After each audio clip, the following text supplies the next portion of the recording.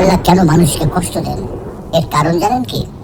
প্রিয় দর্শক, আজকে আমরা খুবই জীবন ঘনিষ্ঠ একটা বিষয় নিয়ে আলোচনা করতে চাই। আমাদের জীবনে নানান দুঃখ কষ্ট, জীবন জীবিকার অনিশ্চয়তা এবং অর্থ কষ্ট নিয়ে বিস্তারিত আলোচনা করতে চাই। কেন আমাদের জীবনে এইসব দুর্যোগ ও দুঃখজনক ঘটনা ঘটে, তার প্রকৃত কারণ অনুসন্ধান করতে চাই। প্রিয় দর্শক, ইসলাম বিদ্বেষীদের একটা কমন প্রশ্ন, আল্লাহ থাকতে এত প্রাকৃতিক দুর্যোগ কেন? এত ভূমিকম্প হয় কেন? বন্যা হয় কেন? দুর্ঘটনায় এত মানুষ মারা যায় কেন? স্রষ্টা যদি থেকেই থাকেন, তবে তিনি কেন মানুষকে এত দুঃখ কষ্ট ও বিপদ দেন?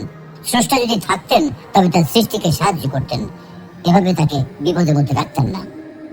আমরাও অনেক সময় বলি, আল্লাহ কেন আমাকে এত কষ্টের জীবন দিলেন, যেখানে অন্যরা কত শান্তিতে আছে? আমার কপালে এরকম শয়তান স্বামী পড়লো কেন? আমার কপালে এরকম জলাদ বউ পড়লো কেন?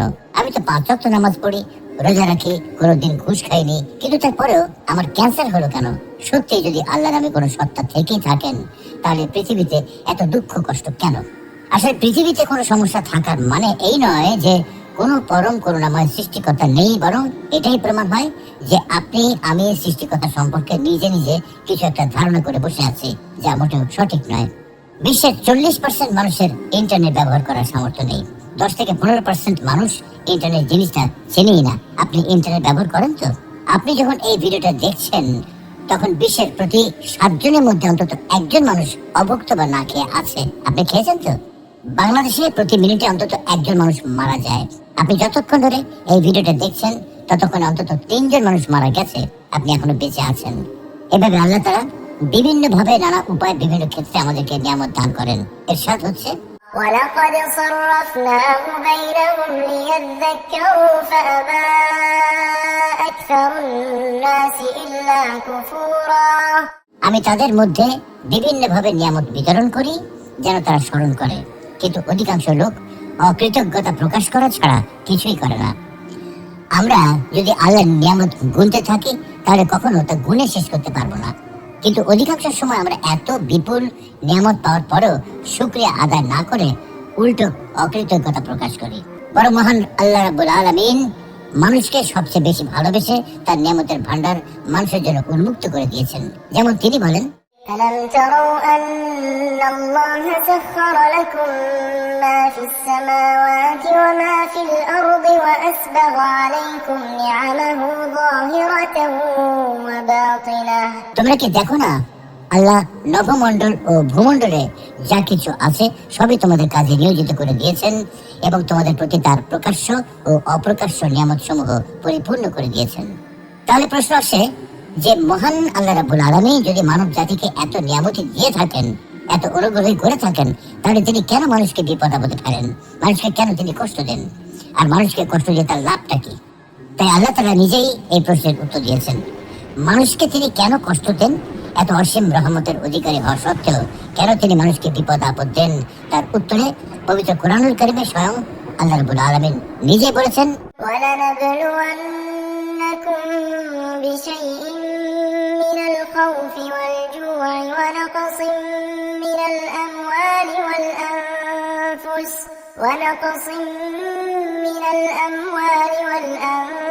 وَالْأَنفُسِ وَالثَّمَرَاتِ وَبَشِّرِ الصَّابِرِينَ। অবশ্যই আমি তোমাদেরকে পরীক্ষা করব, কিছুটা ভয়, ক্ষুধা, মাল ও জানের ক্ষতি এবং ফল ফসল বিনষ্টের মাধ্যমে, তবে ধৈর্য ধারণকারীদের সুসংবাদ দাও। তার মানে আল্লাহ তাআলা আমাদেরকে পরীক্ষা করবেন, আমাদেরকে পরীক্ষা করার জন্যই দুঃখ কষ্ট দিয়ে থাকেন। এটাই তার সংবিধান, এটাই তার নিয়ম। এই নিয়ম শুধু আমাদের ক্ষেত্রে প্রযোজ্য নয়, বরং পূর্ববর্তী উম্মতদের ক্ষেত্রেও তিনি এমনটাই করেছেন। ক্ষুধা, কষ্ট, ক্ষতি, বিপদ আপদ ও বালা মুসিবতের মাধ্যমে তাদেরকেও পরীক্ষা করেছেন। পবিত্র কোরআনে আল্লাহ বলেছেন, وَلَقَدْ فَتَنَّا الَّذِينَ مِن قَبْلِهِمْ فَلَيَعْلَمَنَّ اللَّهُ الَّذِينَ صَدَقُوا وَلَيَعْلَمَنَّ الْكَاذِبِينَ। আমি তাদেরকেও পরীক্ষা করেছি যারা তাদের পূর্বে ছিল। আল্লাহ অবশ্যই জেনে নেবেন যারা সত্যবাদী, এবং নিশ্চয়ই তিনি মিথ্যুকদের ব্যাপারেও জেনে নেবেন। প্রিয় দর্শক, এতক্ষণের আলোচনা থেকে আল কোরআনের ভাষায় বলা যায়, নিশ্চয়ই আল্লাহ তাআলা আমাদের ঈমান পরীক্ষা করার জন্যই বিভিন্ন সময় আমাদেরকে বিপদ আপদ দিয়ে থাকেন। তাফসীর ইবনে কাসিরে সূরা বাকারার 155 নম্বর আয়াত। এর ব্যাখ্যা করা হয়েছে এইভাবে যে নিশ্চয়ই আমি তোমাদেরকে ভয় ও ক্ষুধা এবং ধন সম্পদ, জীবন ও ফল ফসলের ক্ষয়ক্ষতি দ্বারা পরীক্ষা করব, তবে ধৈর্যশীলদের সুসংবাদ প্রদান করো। অর্থাৎ এই আয়াতের মাধ্যমে আল্লাহ তাআলা ঘোষণা করেছেন যে তিনি অবশ্যই বিপদ আপদের মাধ্যমে নিজ বান্দাদের পরীক্ষা করেন। তবে যখন মুমিনগণ ধৈর্য ধারণ করার মাধ্যমে এই পরীক্ষায় উত্তীর্ণ হয় তখন তারা প্রতিদান পেয়ে থাকেন। যেমন অন্য আরেক আয়াতে আল্লাহ বলছেন, ولنبلونكم حتى نعلم المجاهدين منكم والصابرين ونبلو أخباركم। আমি অবশ্যই তোমাদেরকে পরীক্ষা করব যতক্ষণ না আমি জেনে নেই যে তোমাদের মধ্যে কে জিহাদকারী ও ধৈর্যশীল, এবং আমি তোমাদের কার্যবলী পরীক্ষা করি। আল্লাহ তাআলা মানুষকে কখনো পরীক্ষা করেন উন্নতি ও মঙ্গলের দ্বারা, আবার কখনো পরীক্ষা করেন অবনতি, অমঙ্গল, ভয় ও ক্ষুধা তথা অভাব দ্বারা। অর্থাৎ সামান্য ভয় ভীতি, কিছু ক্ষুধা, কিছু ধনমালের ঘাটতি, কিছু প্রাণের হ্রাস, অর্থাৎ নিজের ও অপরের, আত্মীয় স্বজনের এবং বন্ধু বান্ধবের মৃত্যু, কখনো মাঠে ফলানো উৎপাদিত ফসল, কখনো কলকারখানায় উৎপাদিত প্রোডাক্টের ক্ষতি, এইসব দ্বারা আল্লাহ তাআলা বান্দাদেরকে পরীক্ষা করেন। কিন্তু যারা এতে ধৈর্য ধারণ করেন তাদেরকে তিনি উত্তম প্রতিদান দান করেন। আর অসহিষ্ণু, অধৈর্য, তাড়াহুড়াকারী এবং নৈরাশ্যবাদীদের উপর শাস্তি অবতীর্ণ করেন। আর এজন্যই তিনি বলেন, আর ধৈর্যশীলদের সুসংবাদ প্রদান করো। কোন কোন মুফাসসির বলেন এই আয়াতে ভয় দ্বারা মহান আল্লাহর ভয় এবং ক্ষুধা দ্বারা সাওম উদ্দেশ্য, আর কিছু ধন সম্পদের ঘাটতি দ্বারা যাকাত উদ্দেশ্য, কিছু প্রাণের হ্রাস দ্বারা রোগ ও দুর্ঘটনা মৃত্যু উদ্দেশ্য, এবং ফল ফসলের ক্ষয়ক্ষতি দ্বারা সন্তান সন্ততির ক্ষতির উদ্দেশ্য। এইসব উক্তির বিষয়ে আমাদের হয়তো আরো গবেষণা করা প্রয়োজন।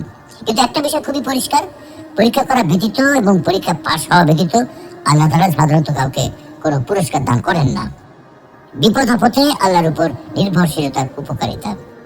সুপ্রিয় দর্শক, উপরের আয়াতের ব্যাখ্যা বিশ্লেষণে আমরা দেখেছি যে আল্লাহ তাআলা ধৈর্যশীলদের পুরস্কার দান করেন। এখন কথা হলো ধৈর্যশীল কারা? ধৈর্যশীলদের পরিচয় বর্ণনা করে আল্লাহ নিজে ঘোষণা দিচ্ছেন যে এই সব লোক তারাই যারা সংকট, সংকীর্ণতা ও বিপদ আপদের সময় ইন্না লিল্লাহ পড়ে এবং এই কথার দ্বারা নিজেদের মনকে সান্ত্বনা দেয় যে সেটা করার অধিকার আল্লাহর আছে। তখন বান্দার এই উক্তি ও মনোভাবের কারণে তার উপর আল্লাহর রহমত, দয়া ও অনুগ্রহ অবতীর্ণ হয়। সে শাস্তি হতে মুক্তি লাভ করে এবং সুপথ প্রাপ্ত হয়। আমিরুল মুমিনিন ওমর ইবনে খাত্তাব রাদিয়াল্লাহু তাআলা আনহু বলেন, সম্মান অর্জনের জন্য দুটি জিনিসের প্রয়োজন, একটি হলো সালাত আর একটি হলো রহমত। কিন্তু এই দুটির একটি মধ্যবর্তী জিনিস রয়েছে, আর সেটা হলো হিদায়াত। এগুলি ধৈর্যশীলরা লাভ করে থাকেন। হাদিসের বিখ্যাত গ্রন্থ মুসনাদ আহমদে রয়েছে, উম্মু সালামা রাদিয়াল্লাহু তাআলা আনহা বলেন, একবার আমার স্বামী আবু সালামা রাদিয়াল্লাহু তাআলা আনহু রাসূলুল্লাহ সাল্লাল্লাহু আলাইহি ওয়াসাল্লামের কাছ থেকে ফিরে আমার নিকট আসেন এবং অত্যন্ত খুশি মনে বলেন, আজ আমি এমন একটা হাদিস শুনেছি যা শুনে আমি খুবই খুশি হয়েছি। যখন কোনো মুসলিমের উপর কোনো কষ্ট ও বিপদ পৌঁছে এবং সে ইন্না লিল্লাহ পড়ে ও এই দোয়া পাঠ করে, তখন আল্লাহ তাকে অবশ্যই বিনিময় ও প্রতিদান দিয়ে থাকেন। اللهم آجرني في مصيبتي واخلف لي خيرا منها। ইয়া আল্লাহ, আমাকে মুসিবতের সময় ধৈর্য ধরার শক্তি দান করুন এবং এর পরিবর্তে উত্তম প্রতিদান দান করুন। উম্মু সালামা রাদিয়াল্লাহু তাআলা আনহা বলেন, আমি এই দোয়াটি মুখস্থ করে নেই, অতঃপর আবু সালামা রাদিয়াল্লাহু তাআলা আনহার ইন্তেকাল হলে আমি পাঠ করি ইন্না লিল্লাহি ওয়া ইন্না ইলাইহি রাজিউন, এবং এই দোয়াটি পড়ে নেই। কিন্তু আমার ধারণা হয় আবু সালামা রাদিয়াল্লাহু তাআলা আনহার চেয়ে ভালো স্বামী আমি আর কাকে পাবো।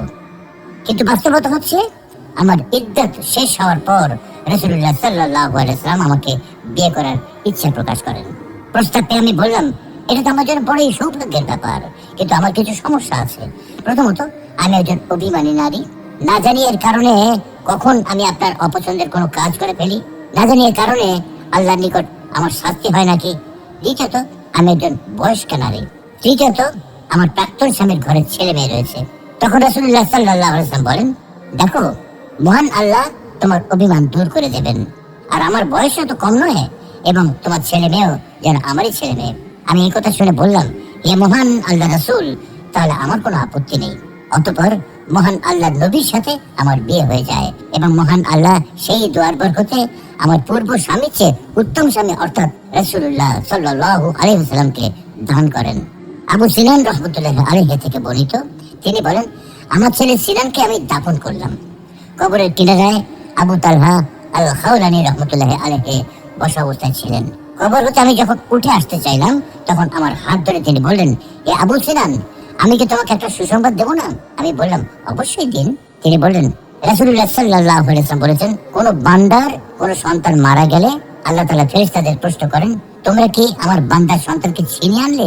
তারা বলে, হ্যাঁ। পুনরায় আল্লাহ তাআলা প্রশ্ন করেন, তোমরা কি তার হৃদয়ের টুকরাকে ছিনিয়ে আনলে? তারা বলে, হ্যাঁ। পুনরায় তিনি প্রশ্ন করেন, তখন আমার বান্দা কি বলেছে?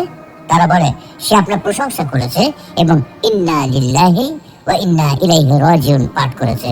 এটা শুনে আল্লাহ তাআলা বলেন, জান্নাতের মধ্যে আমার এই বান্দার জন্য একটি ঘর তৈরি করো এবং তার নাম রাখো বাইতুল হামদ, প্রশংসালয় বা প্রশংসার ঘর।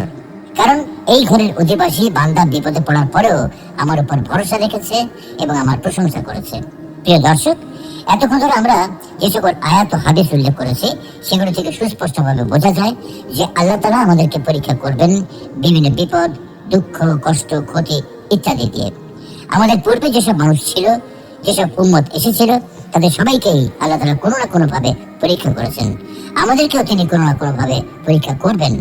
আমাদেরকে সেই পরীক্ষায় উত্তীর্ণ হতে হবে। এই পরীক্ষার মাধ্যমে বের হয়ে আসবে কারা ধৈর্যশীল, কারা তার উপর ভরসাকারী, আর কারা তার প্রতি অকৃতজ্ঞ ও হতাশাবাদী। আমরা যদি এই পরীক্ষায় উত্তীর্ণ হতে পারি, তবে পুরস্কার হিসেবে রয়েছে জান্নাত, আর না হতে পারলে জাহান্নাম। তাই আমাদেরকে ধৈর্যশীল হতে হবে, কারণ আল্লাহ আগেই আমাদেরকে জানিয়ে দিয়েছেন তিনি আমাদেরকে পরীক্ষা করবেন বিপদ আপদ, দুঃখ, কষ্ট ইত্যাদির মাধ্যমে। যেহেতু আমাদেরকে আগে পরীক্ষা করার কথা জানিয়ে দেওয়া হয়েছে, তাই আমাদেরকে সেই পরীক্ষাতে উত্তীর্ণ হতেই হবে। আপনি আল্লাহর নেওয়া এই পরীক্ষায় সফল না হতে পারলে শাস্তি হিসেবে রয়েছে জাহান্নাম। আপনি এই পরীক্ষায় উত্তীর্ণ না হয়ে যদি জাহান্নামে যান, তবে এই জাহান্নামে যাওয়ার জন্য আপনি নিজেই দায়ী থাকবেন। কোনোভাবেই আপনি আল্লাহকে দোষারোপ করতে পারবেন না, কারণ আল্লাহ আপনাকে কোরআনের মাধ্যমে আগেই জানিয়ে দিয়েছেন তিনি আপনাকে পরীক্ষা করবেনই। তাই সর্বদা ধৈর্যশীল থাকুন, তার উপর ভরসা করুন এবং আল্লাহর শুকরিয়া আদায় করুন। আল্লাহ রাব্বুল আলামিন আমাদের সকলকে বিপদ আপদে ধৈর্য ধারণ করার তৌফিক দান করুন, সকল দুঃখ কষ্টে ধৈর্য ধারণ করার তৌফিক দান করুন, আর্থিক অভাব অনটনের সময়ে ধৈর্য ধারণ করার তৌফিক দান করুন, রোগ শোকের সময় ধৈর্য ধারণ করার তৌফিক দান করুন, স্বজন প্রিয়জন হারানোর সময়ও ধৈর্য ধারণ করার তৌফিক দান করুন। আমিন।